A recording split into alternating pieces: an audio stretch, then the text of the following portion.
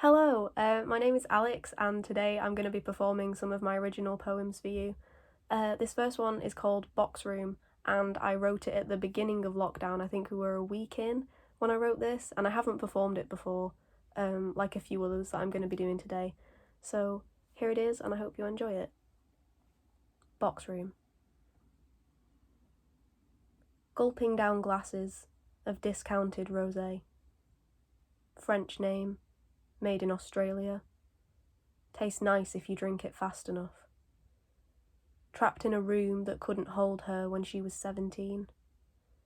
A room that can't stand her now she's 20. Looking through glass, double glazed and grubby, looking at the overgrown weeds and dog shit in the garden they've never cared for. Looking out as the setting sun is enveloped in scarlet and grey. One more glass and she'll go to bed. Wake up tomorrow, groggy and aching, in a bed too small to share. Okay, so this next one, I've performed once before at a university open mic, and I wrote it quite a while ago, but I just enjoyed performing it so much that time that I wanted to do it again. So this one is Sleeping with Insomnia. Lady Insomnia sweeps through the hall, rushing towards you as you start to fall asleep. Her skeleton hands stroking the nape of your neck as she slides between the sheets to check that your eyes don't shut. She strives to put you at total unease, plucking dirges on the veins in your head to please herself, to quench the thirst, but your evening's been cursed by the watchful woman who is hogging the covers, and she's looking at you as if you were lovers. She shifts on top of you, hands in your hair, breath smelling of toothpaste and hot 3 a.m. air. She bites your lip, kisses you quick, teeth and tongues colliding, a romance that could stick, so you let her stay.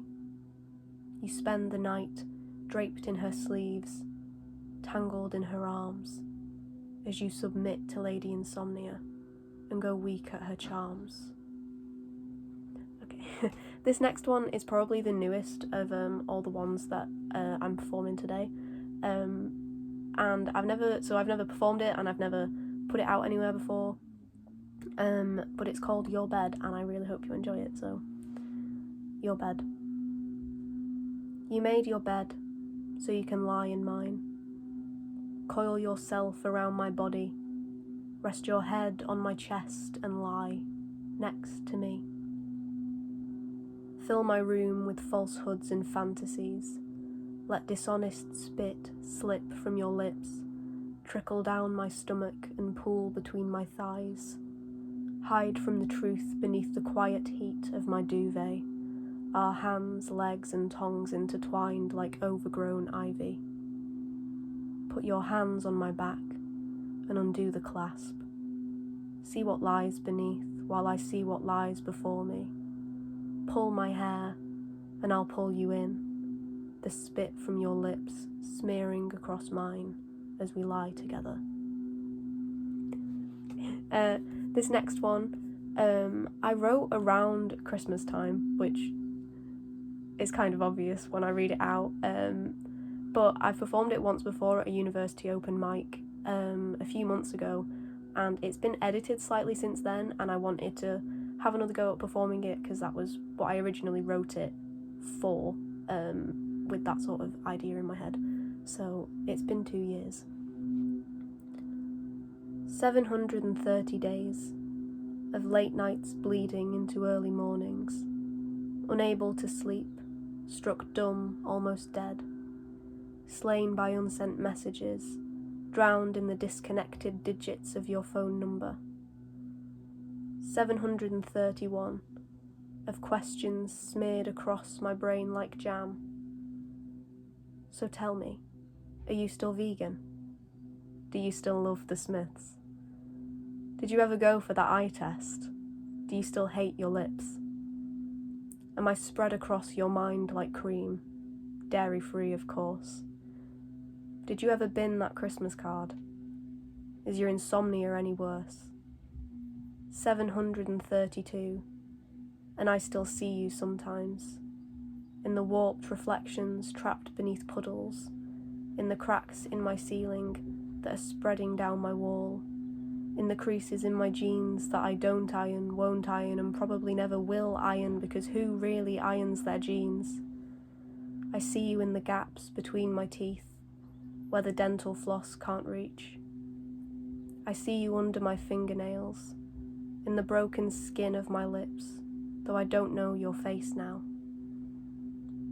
733, and I keep thinking of the markets and the photo of us where you blinked, of how happy you looked and how sticky my hands felt when you used to talk to me.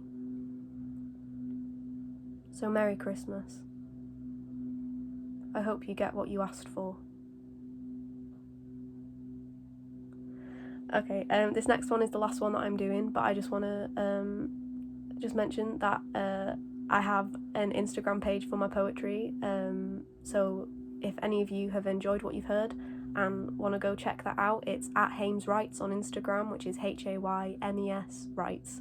And I just also want to say thank you very much for watching and for, giving this your time, and also thank you for letting me be a part of it, because I don't know, it's just nice, and it's, a bit of fun in a bit of an uncertain time. And this last one, I wanted to end my little section of poetry on a bit of a lighter note, because I'm aware that some of them have been a bit heavy.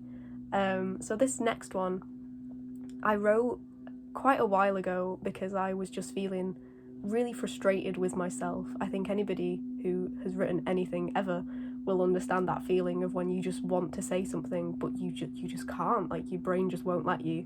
And I remember I was getting really frustrated, and everything I wrote I was like, that's awful, I never want to read that again. And then it was just really stressful, so I wrote this slightly out of frustration. So it's a bit of a jokey poem, but I hope you like it anyway. And it's called You Won't Like This Poem. I've been at my desk for hours. Christ, would you look at the time? Perhaps I could fix it with some rhyme. Would some structure hide the mess? I wonder what syllables I should stress. I suppose I could try iambic pentameter. Worked for Shakespeare, but I'm just an amateur. The words won't come, for heaven's sake. This is hardly deep, it's more puddle than lake. I could say it's layered like a cake, with shit upon shite, upon shite upon shit. I've written you this poem, but you won't like it. So that was my last one. I hope, like I said, go check out my Instagram if you've enjoyed what you've heard, and I hope you've had fun listening. And thank you very much for listening if you have been. And yeah, it's just been a really enjoyable thing to share my poems like this. So thank you for letting me be a part of it and for giving me your time. And I hope everybody just stays well and safe and as happy as they can be. So have a lovely day, and thank you very much.